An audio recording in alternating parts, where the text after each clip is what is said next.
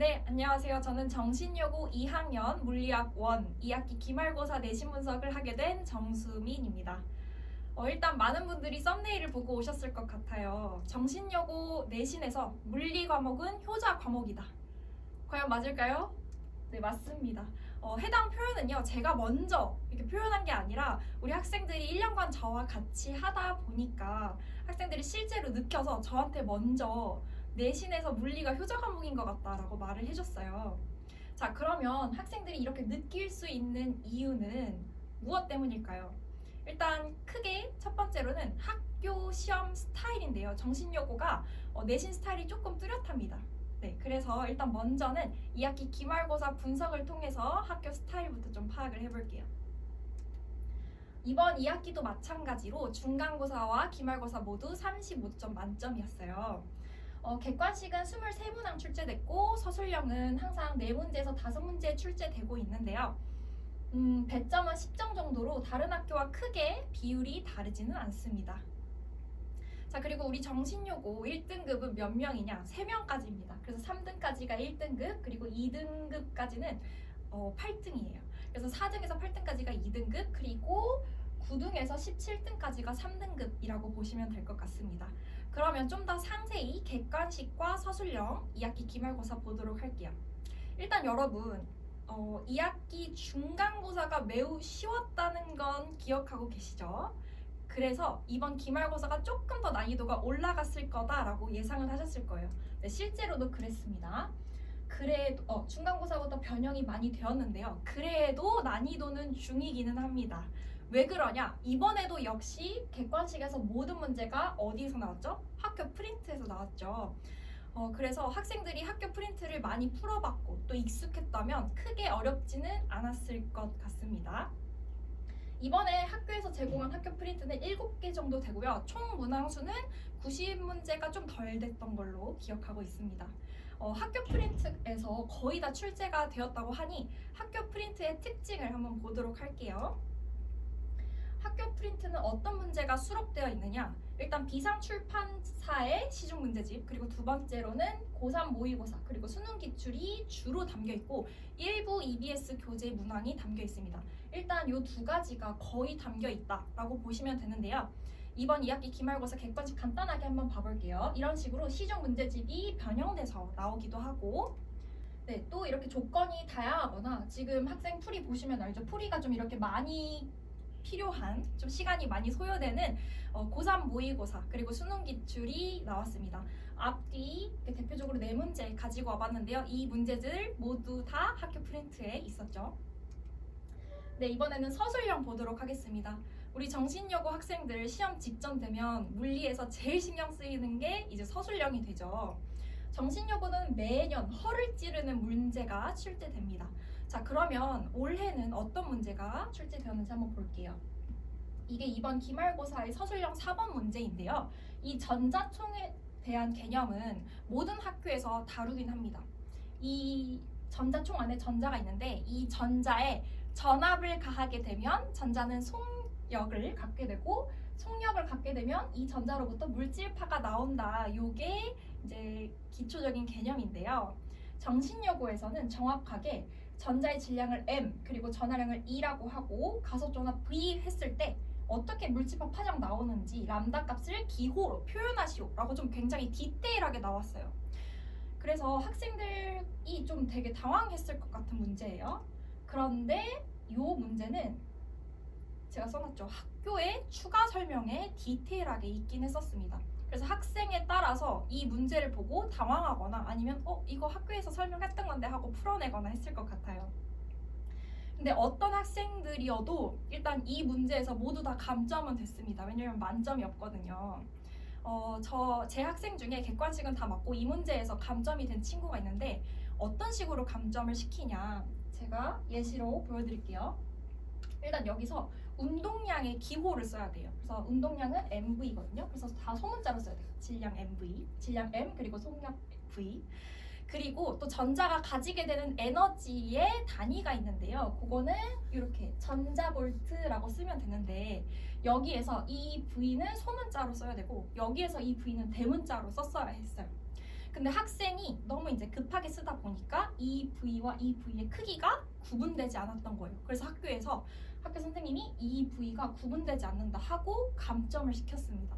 이런 식으로 정신요고는 서술형 감점을 굉장히 꼼꼼하게 촘촘하게 좀 시켜요. 그래서 서술형을 꼼꼼하게 대비해야 된다는 거 좀 기억을 하셔야 될 것 같아요. 이 문제는 이번 2학기 기말고사 문제였고요. 이 문제 말고 2학기 중간고사 그리고 1학기 서술형 문제 한번 보여드리도록 할게요. 이런 식으로 저항이 6개나 달려있는 회로 문제가 나오기도 합니다. 이런 회로 문제는 정신여고에서만 나옵니다. 네, 그리고 이렇게 전자기 유도와 관련된 개념 문제가 있고요. 이 문제도 조금 학생들이 좀 어려워했었는데요. 정신여고에서는 다른 학교에서는 추가 설명을 하지 않는 작도 개념을 추가로 설명을 해줘요. 그리고 이렇게 서술형으로 나옵니다. 그래서 학교에서 추가 설명을 굉장히 꼼꼼히 보셔야 해요. 네, 그래서 2학기 기말고사 총평을 좀 드려보자면 일단 객관식 변형 정도가 그래도 중간고사에 비해서는 올라갔어요. 그래서 1개 틀리거나 2~3개 좀 틀리는 친구들이 많아졌습니다. 실수가 좀 많아졌고요. 두 번째, 아까 보여드렸던 서술형 4번 문항 있잖아요. 그 문항에서 감점이 많았을 것 같아요. 그래서 이 감점 정도도 또 등급을 당락지었을 것 같습니다. 그 다음 세 번째, 중간고사보다 등급 컷이 하락했는데요. 많이 하락하진 않았어요. 이 해당 숫자는 35점 만점을 기준으로 했을 때 정신여고에서 2등급 컷이에요. 2등급 컷, 8등까지.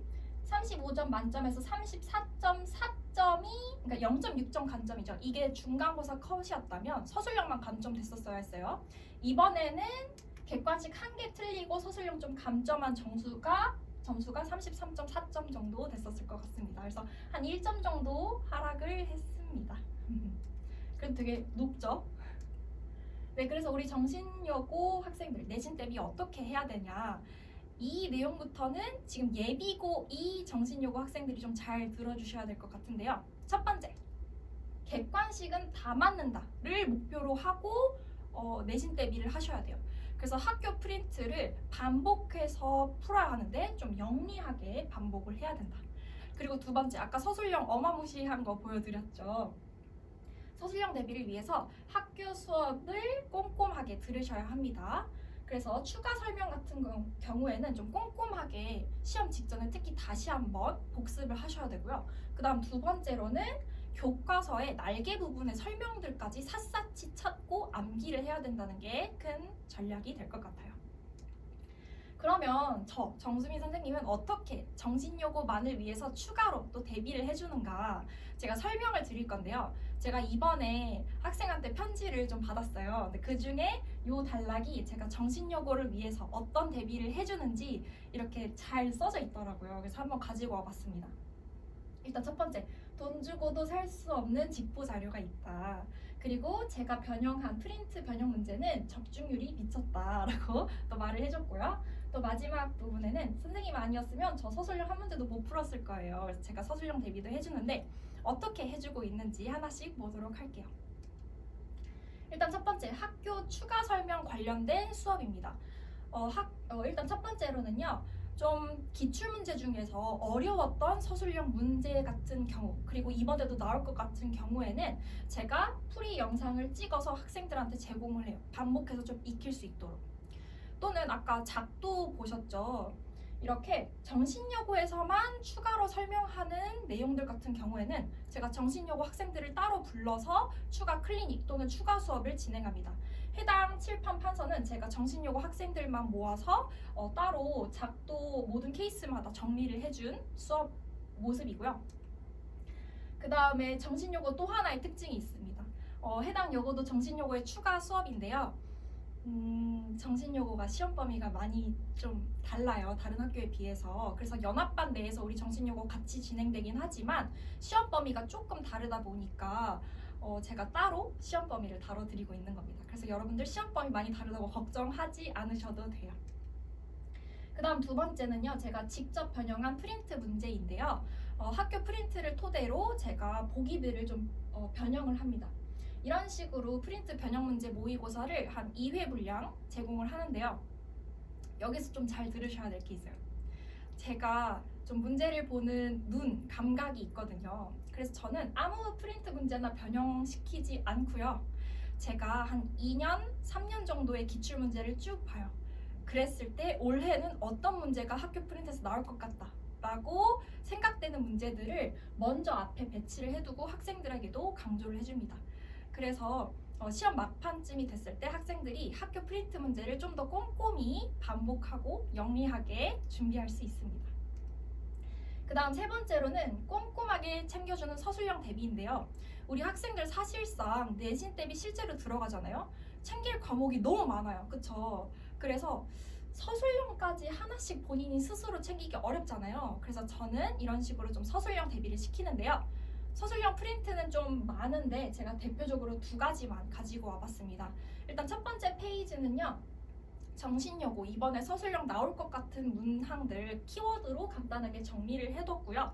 그리고 여기 키워드와 관련된 문제들을 뒤에 수록해 놓습니다. 그리고 이 두 번째 페이지는 정신여고 기출 특이한 문제 다시 한번 풀어보게끔 이렇게 정리를 해주고 있습니다. 네, 이렇게 저는 정신여고만을 위해서 좀 더 추가로 대비를 해주다 보니까 이렇게 좋은 결과를 이번에 듣게 되었는데요. 2학기 최종 석차 1등으로 1등급을 받게 된 친구가 나오게 됐습니다. 오늘 좀 듣게 된 소식인데요. 그리고 5등과 8등도 배출을 하게 되었습니다.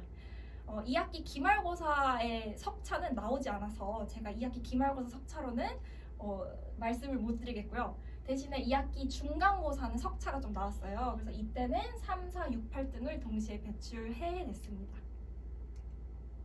네, 해당 카톡들은 제가 이번에 정신여고 학생들과 소통하면서 듣게 된 좋은 결과이고요.